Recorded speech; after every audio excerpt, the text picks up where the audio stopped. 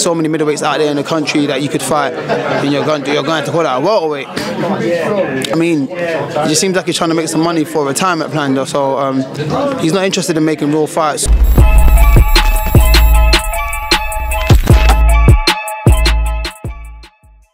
This is Jonathan Agar for Pro Boxing Fans, joined by Too Sharp Denzel Bentley. It's fight week, you know, your favourite week. You know, I don't know about this point, we're doing all these interviews, but yeah, you seem ready. Derrick Osaze Saturday night. Excited to be back in the ring? Yeah, man, excited to be back in the ring and in a good fight as well, so I'm happy. You've always been a guy that said, like, you don't do all this training just to be sitting on the sidelines, and this is your second fight in, I think, like 2-3 months. Like, is that important for you? Like, even if it's not perhaps the opponent maybe you would have wanted, it's still activity, it's still, you know, getting out. Yeah, it's still activity. It's still a tough opponent. It's still someone that, you know, that's going to come and bring his best, and I got to be careful with that. I mean, it's not a name to say that, oh, if I beat him, it's like, oh, my name goes global. It's still a good fight, still a good tough fight, and you know, the people that are interested in this fight, hopefully they're entertained after it. Do you have any history with him? Have you sparred him? Have you been around him? Yeah, I sparred him about 6 years ago. We know each other quite well. We got a lot of mutuals. I mean, just like a couple months ago, I think after my last fight, he messaged me to congratulate me, I think, and then we just ended up speaking about our kids and that. So when you think got brought up, I was like, oh, do I really want to fight him? But obviously, where he accepted, just like, okay, cool, that's where you're at, then that's where we're at. It's like Danny Dignam, though, isn't it? You sparred with him a long time, you knew him well, like, and then you had to fight him. Yeah, exactly, and it was like, that's the fight that we got called up and asked, like, would Denzel fight Danny Dignam? And it was like, all right, cool, if they want to fight, then that's where you're at, so let's do it, you know what I'm saying? So, yeah, pretty similar, yeah. On Dignam, when you saw the openings to finish the fight, you know, you took it, you got him out of there.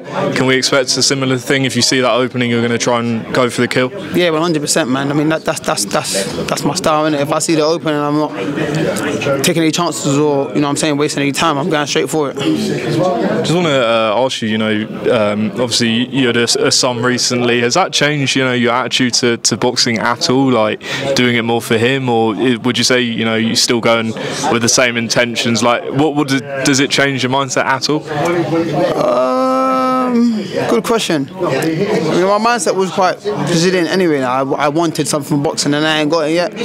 But of course now I want more, so I can be able to be a man and a father and look after my son and my family, you know what I'm saying? So I want to be able to, you know, provide, not just doing it because I love it, but I want to get something from it and be able to provide long term for my family.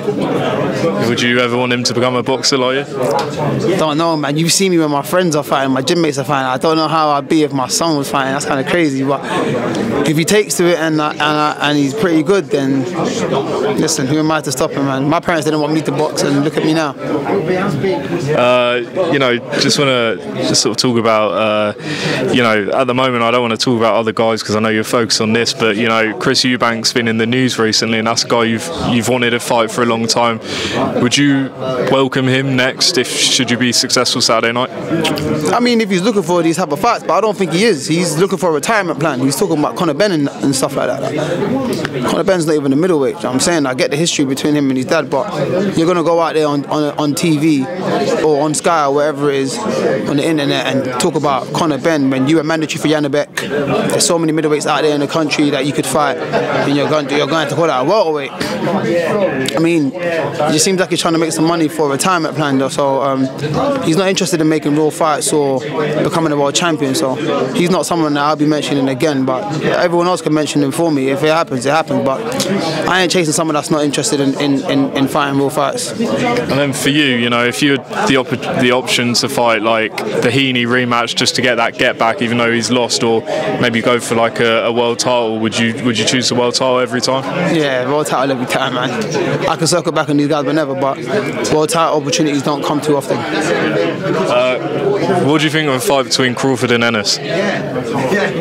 It's a good fight, man, but just like the position Canelo's in, he doesn't need to take that fight. You're a young fighter coming through. Go and, you know what I'm saying, go and earn your, go and write your own history. For me, I've got a task at hand, and he wants to become undisputed again at another weight class. So you're not going to provide that for him. So he doesn't really need that fight. I mean, it'll be good for the fantasy, but Crawford don't fight him, we don't fight him. But I think it'll be a sick fight still. It'll be like looking at in the mirror, like, yeah. Who would you bet to win? Crawford, man. Yeah. Tank against Shakur, how do you think that would go? I love Shakur. I think he's cold, but I got a tank, man. Because at some point he's gonna land. When he lands, he's gonna slow Shakur down, and then if he lands again, he can take him out. Two more. Cole Froch came out and said he feels that Fury will retire if he loses to Usyk in the rematch. Do you think that would be the case if he was to take a second defeat? Probably. But he's still Fury. I mean, he's still got a big name. He can still fight whoever. I mean, anyone would love to get their name on a resume. But I mean, if it's not going to generate the money that he wants, then he might just retire, because he's not going to go from earning like 9-figure paydays or whatever it is, or 8-figure paydays, high 8-figure paydays, to just come and start earning $1 mil, $2 mil here and there. You know what I'm saying? So whatever. And obviously you used to be a stablemate with Daniel Dubois. How do you think he's going to do against Joshua? And you know, when you were training with him, what was he like in the gym? Yeah, he's a good fighter, man. He could punch. I mean, I've seen him put a lot of guys over in the gym and hurt them. So it's going to be a good fight, man. It's going to be